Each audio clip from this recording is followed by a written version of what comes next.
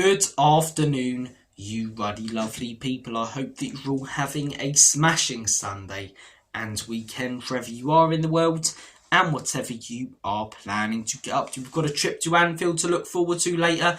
That'll be a barrel of laughs. But before we get there, I want to talk about the boxing last night. Absolute cracker of a main event. I think the right decision was made. I had Eubank winning it by a couple of rounds. Great to see Senior there.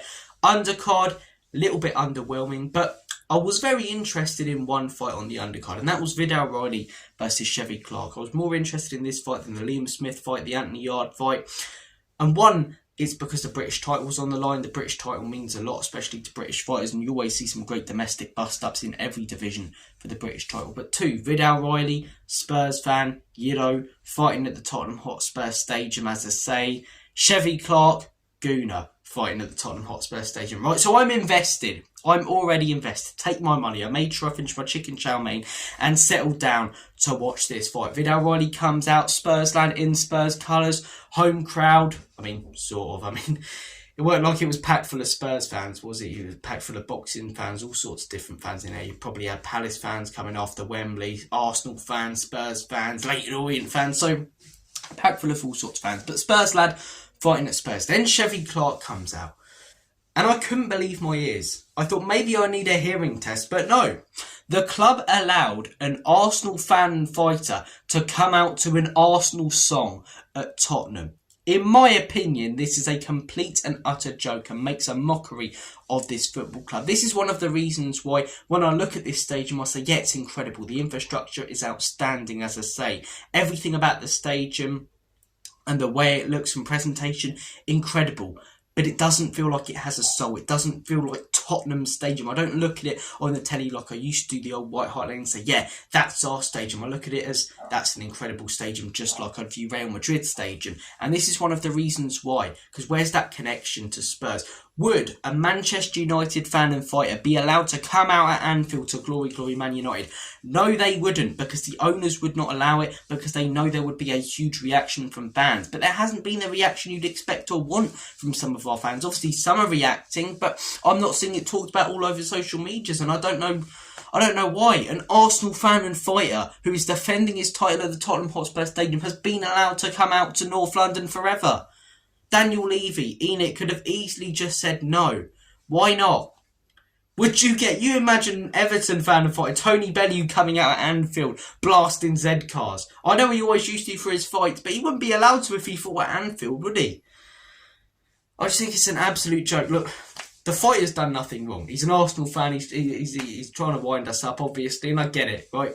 I'd love it if a Spurs fighter did the exact same thing at the Emirates, but I'd also understand why it would wind up Arsenal fans so much. And as a Spurs fan, it just does my head in that song has been played in our stadium. It shouldn't be a thing. It should not have happened. He should not have been allowed to do it. Oh, you're suppressing free speech. Yeah, whatever. What are you going to do about it? Don't let him play an Arsenal song at Tottenham Hotspur Stadium. That should not have happened. And the fact it did, it grinds my gears, man. It grinds my gears.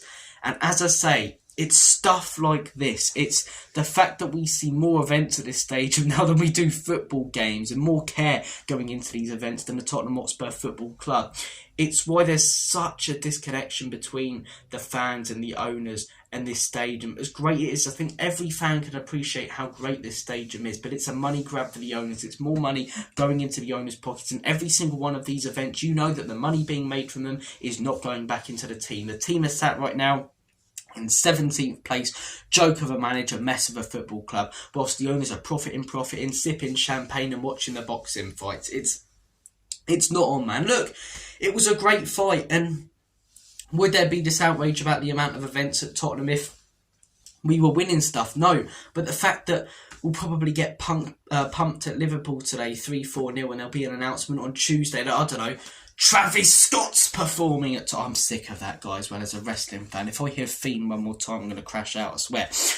But probably get an announcement on Tuesday, Travis Scott's performing at Spurs, or the band Travis are performing at Spurs, So it's frustrating to constantly see these announcements when you know that so much money is going to be made from them. And if it was being invested back in the team, surely we'd be higher than 17th in the league table.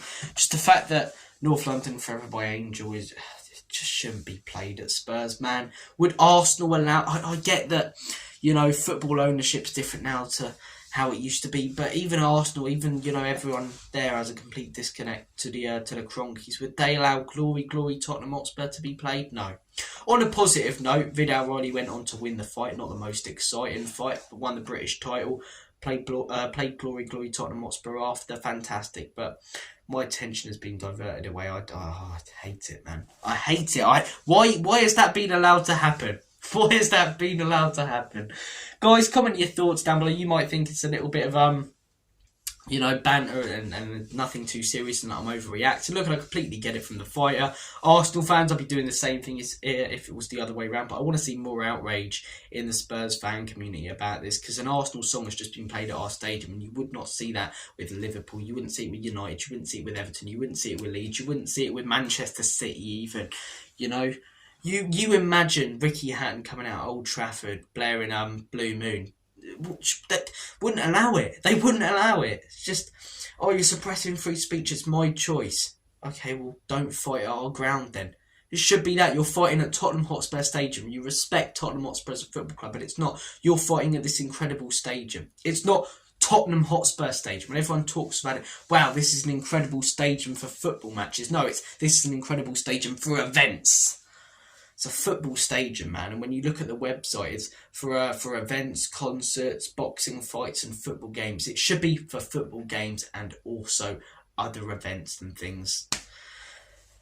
Maybe I'm overreacting. Comment down below your thoughts. As I say, I'm going to make my banana and split. Trip to Anfield later. Yippee. Buzzing for that one. Cannot wait for us to spank the Scousers, which is very unlikely to happen. Take care of yourselves, guys. All the best. Have a good day. And as always, come on, you Spurs.